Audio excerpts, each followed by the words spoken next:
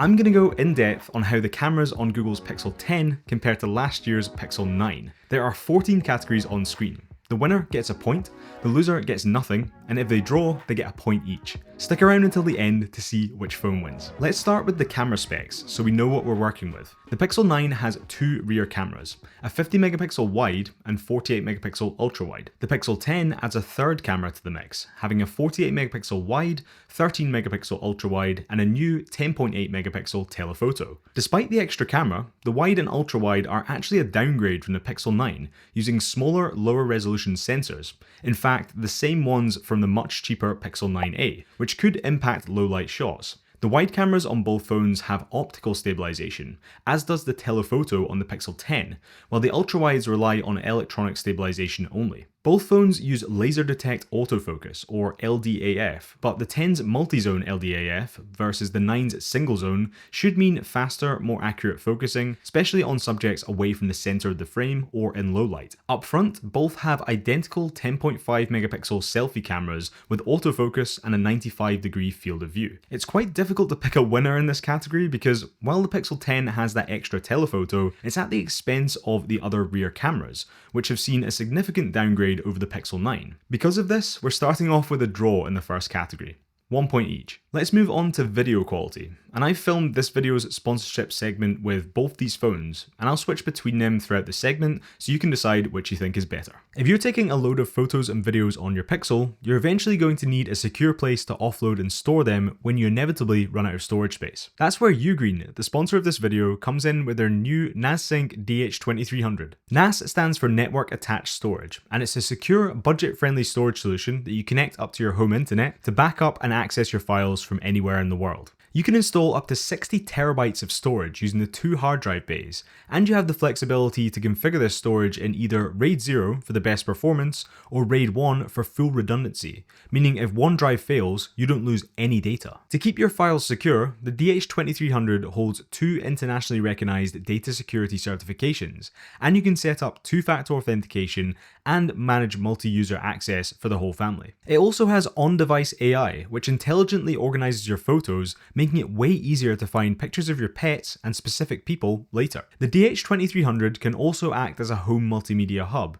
enabling 4K HDR streaming directly to your Android or Apple TV, all while efficiently sipping power and running whisper quiet. The best part for me though is that it's a one-off purchase, making it much cheaper than expensive cloud storage solutions in the long run. The DH2300 is available now on Amazon and the UGREEN web store. Check out the links in the description and use the code down there to get 20% off the DH2300. And a huge thanks to UGREEN for sponsoring this video. What do you think of the video quality? For me, it's clear that the Pixel 9's larger sensors make a big difference. Comparing the 1x cameras, the Pixel 9 has better dynamic range and highlight roll-off, while the Pixel 10 shows some highlight hotspots. So the Pixel 9 gets the point for dynamic range. In low light, the Pixel 9's rear cameras perform far better. The Pixel 10's main camera does okay, but its ultra-wide and 5x telephoto struggle in anything but perfect lighting due to their small sensors. So another point to the Pixel 9. And just a note, please ignore the slightly blurry Pixel 10 talking headshot, as that was a focus error on my part. This is what video looks like and audio sounds like from the Pixel 10's front-facing camera and its built-in microphones. And this is what video looks like and audio sounds like from the Pixel 9's front-facing camera and its built-in microphones. Both phones are virtually identical in this respect, so draw with 1 point each. There's barely any difference between the stabilization in the two phones, with the stabilization on the main cameras being decent enough, but the ultra-wide cameras in both phones don't seem that great for stabilization, particularly in fairly low light. The 10's telephoto stabilization is fine for static handheld shots, but still a bit jittery. So due to the lack of difference here, the phones draw again. For overall video quality and usability, I'm giving a point to the Pixel 9 as it produces a much better image that, in my opinion, outweighs the added versatility of the Pixel 10's extra telephoto. Next, let's look at general image quality out of both the phones. For this one, I'm going to do a blind camera test and see if you can tell which one is which. In these photos, you can see photos from phone X and phone Y, with the camera used displayed at the top of the screen. We're only comparing the wide and ultra-wide cameras here, otherwise it would be obvious which phone was which. Which one do you like better, or can't you see a difference between them? Let me know down below. So phone X was the Pixel 9 and phone Y was the Pixel 10. The main differences I noticed were the increased amount of bokeh or background blur that you can achieve on the Pixel 9 versus the Pixel 10 on the main 1X camera, as it has a much larger sensor. I also noticed that the Pixel 10 seemed to produce consistently slightly brighter images.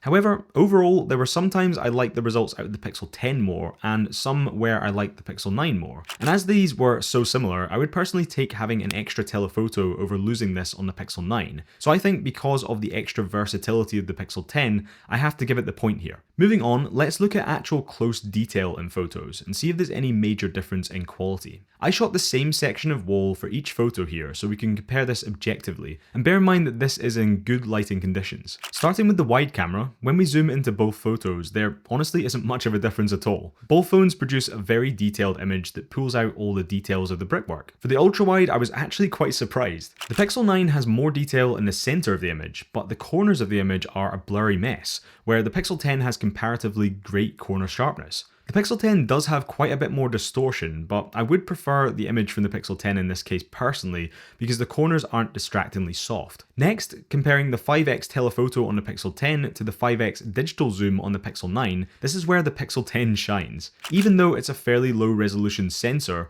the optical zoom maintains way more detail than the Pixel 9, and this is especially obvious in the detail in the brickwork. So, based on this, the Pixel 10 surprisingly, for me at least, wins this category as it provides more consistent image detail and quality across all its cameras from these tests. Next, on to zoom, and there's a fairly obvious winner here. The Pixel 9 can only digitally zoom up to 8x, whereas the Pixel 10 can optically zoom up to 5x and go all the way up to 20x digital zoom with its dedicated telephoto camera. If we zoom into 8x on both phones, the Pixel 10 slaps the 9.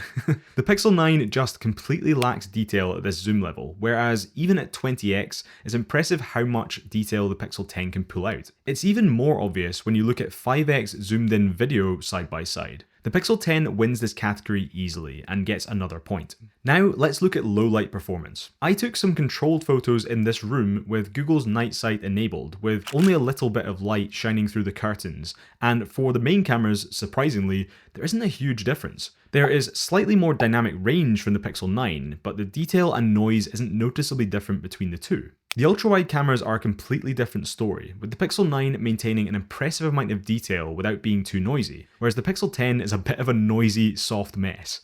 The Pixel 10's telephoto is even worse than the ultra-wide, and just completely falls apart in low light, but that's not surprising given its tiny sensor. For me, the Pixel 9 wins this category pretty easily, as all its rear cameras are very usable in low light, especially when compared to the 10. Moving on to macro photography, and there's a significant difference here in that the Pixel 9 uses its ultra-wide for macro shots, whereas the Pixel 10 uses its main sensor. For me, this results in much more pleasing macro shots from the Pixel 10, as you get less of the distorted ultra-wide look to the photos. I've managed to capture some excellent macro shots using the Pixel 10, but I've always struggled to get good quality results from the Pixel 9. So for me, the Pixel 10 takes this category easily. Portrait mode on both phones was quite interesting, as neither of them is excellent at getting the portrait cutout right. However, on closer inspection from the photos I took, the Pixel 9 frequently noticeably messed up the cutout, especially with blurring parts of the hair that are flowing over the body, which was weird. In contrast, the Pixel 10 was a lot more consistent. So I've got to give another point to the Pixel 10. As I mentioned earlier, the front-facing selfie cameras are the same on both phones, so from a detail perspective there really isn't much difference, with both phones producing good enough selfies in my opinion. The only notes I've got here is that the Pixel 10 tends to produce a consistently brighter image than the Pixel 9, but it really comes down to preference as to what you prefer from your phone. I don't really have a significant preference either way here, and I think fundamentally they both produce decent quality photos from the front-facing camera, so we draw with both phones getting a point. There are also a few minor camera software differences between these two phones. The first is that the Pixel 10 has Camera Coach, which uses generative AI to give you tips on how to take a good photo. It could be good if you're someone who's completely new to photography, but it's not really a feature that's important to me personally. In terms of video, the Pixel 10 can shoot in the AV1 video codec, which is a very efficient format that allows you to shoot high quality video with much smaller file sizes than the standard H.264 and H.265 formats. However, AV1 isn't supported by every device quite yet, so you may come across some compatibility issues if you try and transfer your AV1 video onto another device for editing, for example. These are nice additional software features, particularly the AV1 video, which has already been adopted by all the major social media sites and will probably play a large part in the future of online video. For this reason, the Pixel 10 gets the point from the software features side, although only just, as the Pixel 9 has all the same photo editing features and video and photo modes available in the camera as the 10. So, based on the scoring, the Pixel 10 just about edges the win. Regardless of the scoring though, I hope this video has helped you decide which is best for your specific use case. If you want the best phone for video and low light situations, and want to save some money, then last year's Pixel 9 is the one I'd recommend. On the other hand, the Pixel 10 provides excellent photography results and much greater versatility with the additional telephoto camera and the better macro mode, all despite the specs looking worse on paper. Although the video quality isn't as good, I still think it would be the one I'd recommend for the majority of people. If the visual difference between the photos out of these phones was more significant, then it would be a different story. The scoring is obviously based on my interpretation of the results we got in each category, so you might have a different opinion. Let me know in the comments if you would have scored them differently. If you want to pick up either of these phones, then I've put affiliate links down below. If you want to see my long-term review of the Pixel 9, tap here on the screen. And if you want to see my long-term review of the Pixel 10, hit that subscribe button as it'll be coming soon. Cheers.